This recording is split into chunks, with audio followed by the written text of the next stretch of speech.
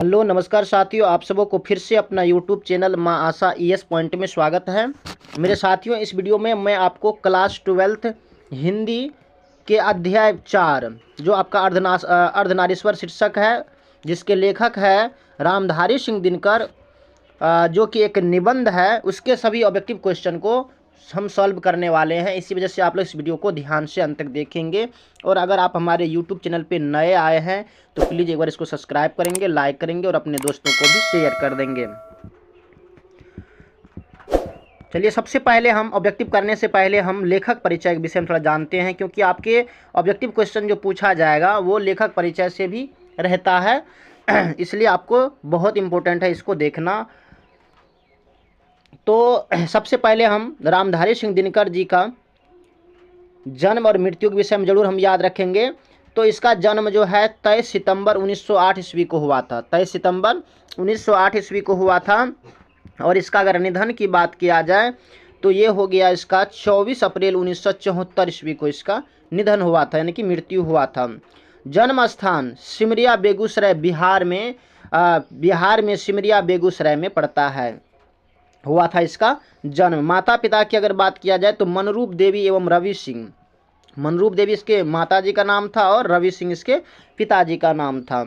पत्नी का नाम था इसका श्यामावती देवी। पत्नी जो थी इसकी वो था श्यामावती देवी।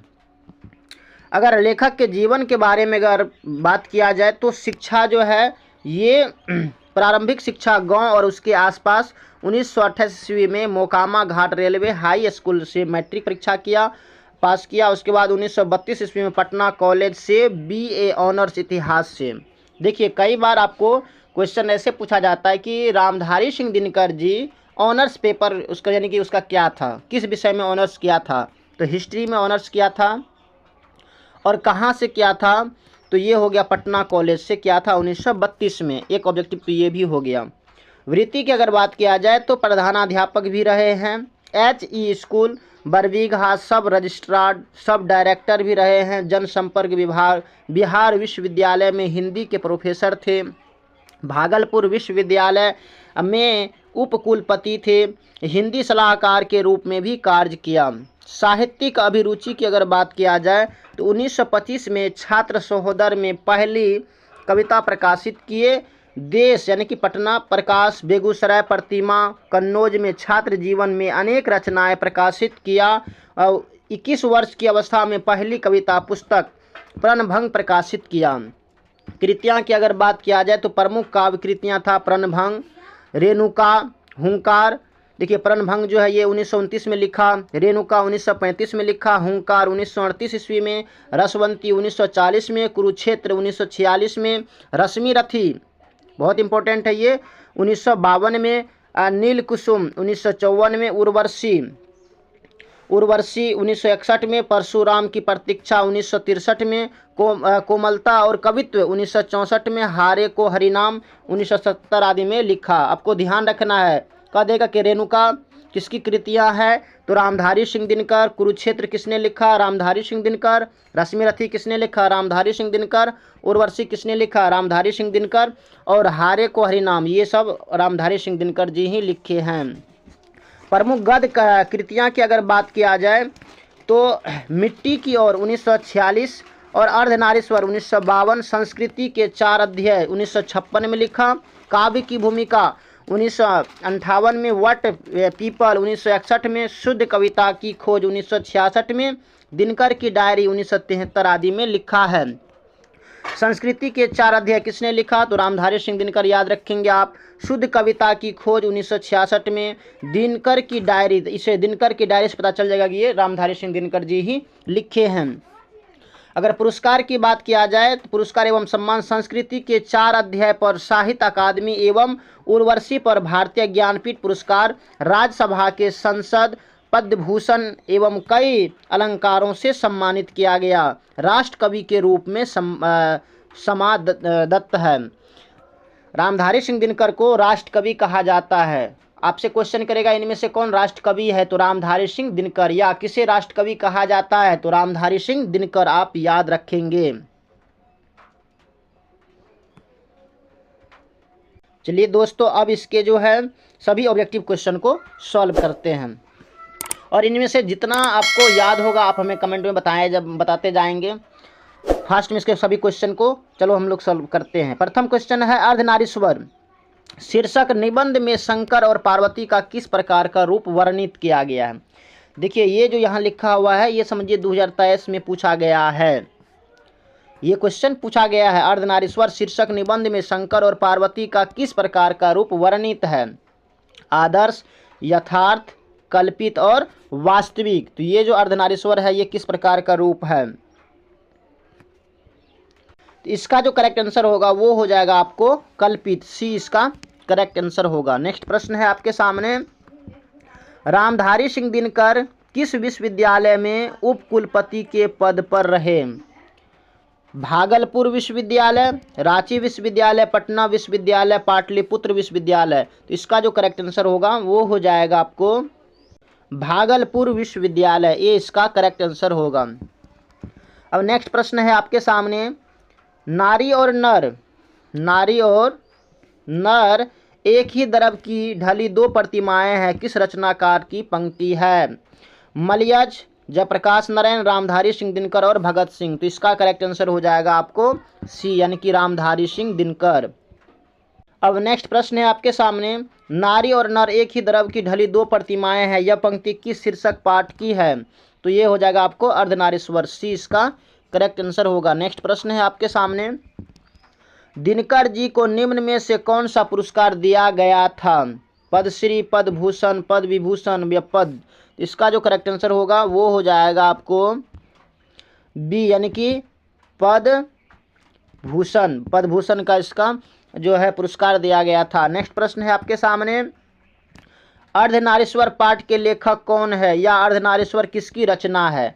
तो ये क्या हो जाएगा, नामवर सिंह, रामधारी सिंह दिनकर, हजारी प्रसाद द्विवेदी या रामचंद्र शुक्ल। इसका आंसर हो जाएगा रामधारी सिंह दिनकर, बी इसका करेक्ट आंसर होगा। नेक्स्ट प्रश्न है आपके सामने, सातवां कि रामधारी सिंह दिनकर की रचना कौन सी है, उसने कहा था जूठन, त्रिच या अर्धनारीश्वर। इसका आंसर हो जाएगा आपको अर्धनारीश्वर, डी इसका करेक्ट आंसर होगा। नेक्स्ट प्रश्न है आपके सामने, दिनकर जी का जन्म बिहार के किस जिले में हुआ था, समस्तीपुर, बेगूसराय, पटना या भोजपुर। इसका जो करेक्ट आंसर होगा वो हो जाएगा आपको बी यानी कि बेगूसराय जिला में इसका जन्म हुआ था, किसका, रामधारी सिंह दिनकर जी का। नेक्स्ट प्रश्न है आपके सामने, रामधारी सिंह दिनकर के पिता का नाम क्या था, जय सिंह, रवि सिंह, राणा सिंह या फूल सिंह। तो इसका करेक्ट आंसर हो जाएगा आपको बी यानी कि रवि सिंह, इससे पहले हमने पढ़ा चुके हैं। नेक्स्ट प्रश्न है आपके सामने, दिनकर जी की पहली काव्य पुस्तक कौन सी है, कुरुक्षेत्र, हुंकार, रसवंती, प्रणभंग। तो इसका जो करेक्ट आंसर होगा वो हो जाएगा आपको डी यानी कि प्रणभंग, डी इसका करेक्ट आंसर होगा। नेक्स्ट प्रश्न है आपके सामने, दिनकर जी की पहली कविता किस पत्रिका में प्रकाशित हुई, छात्र सहोदर, छात्र पत्रिका, छात्र मित्र, इनमें से कोई नहीं।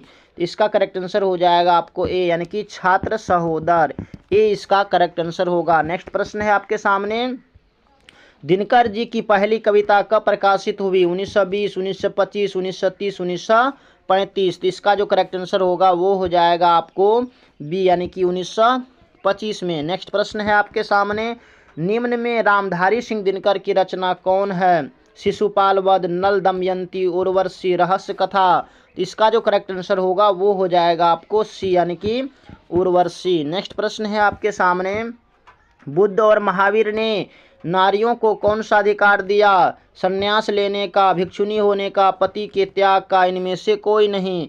इसका जो करेक्ट आंसर होगा वो हो जाएगा आपको बी, भिक्षुनी होने का।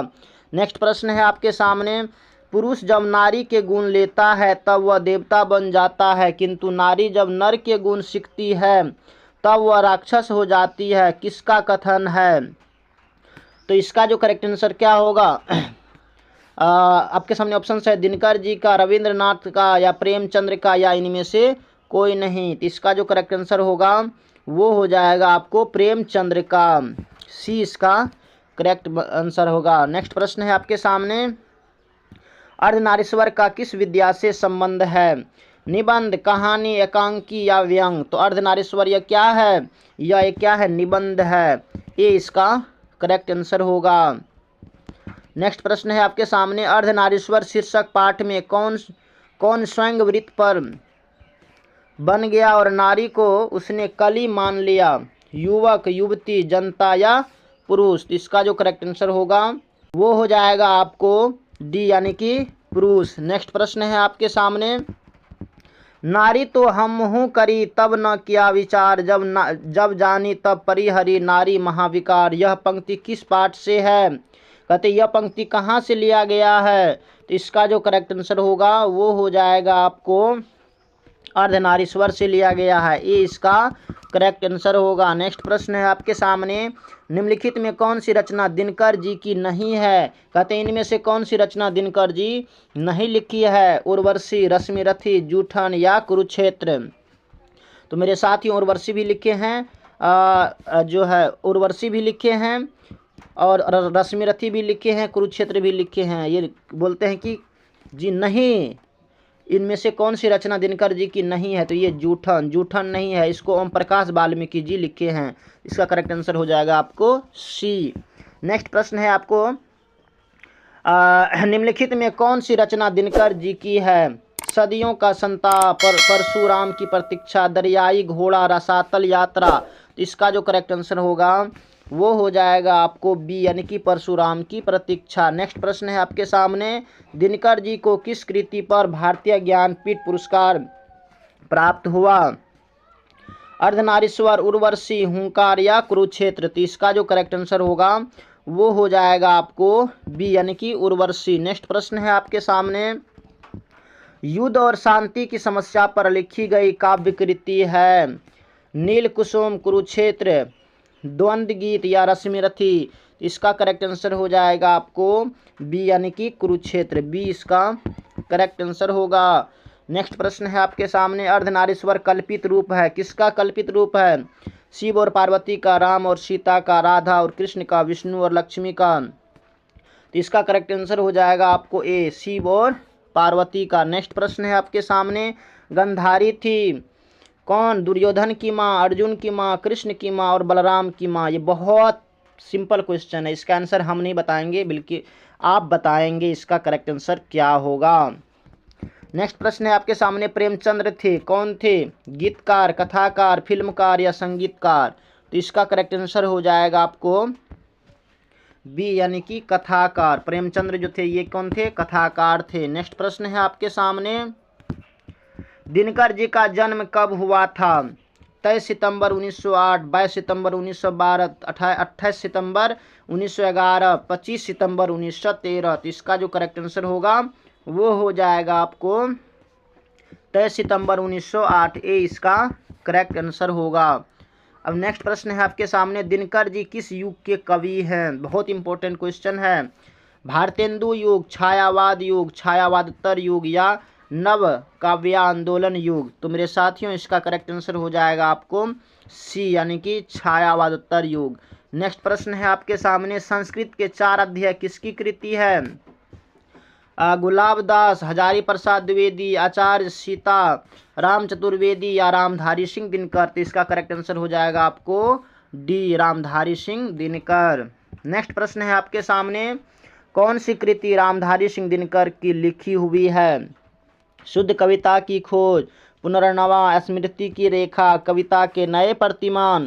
तो इसका जो करेक्ट आंसर होगा वो हो जाएगा आपको ए यानी कि शुद्ध कविता की खोज। नेक्स्ट प्रश्न है आपके सामने,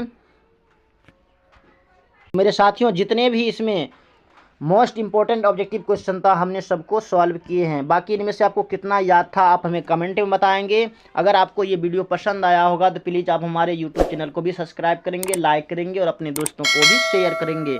बाकी thanks very much, all the best. फिर मिलते हैं आगे की वीडियो में, तब तक के लिए जय हिंद।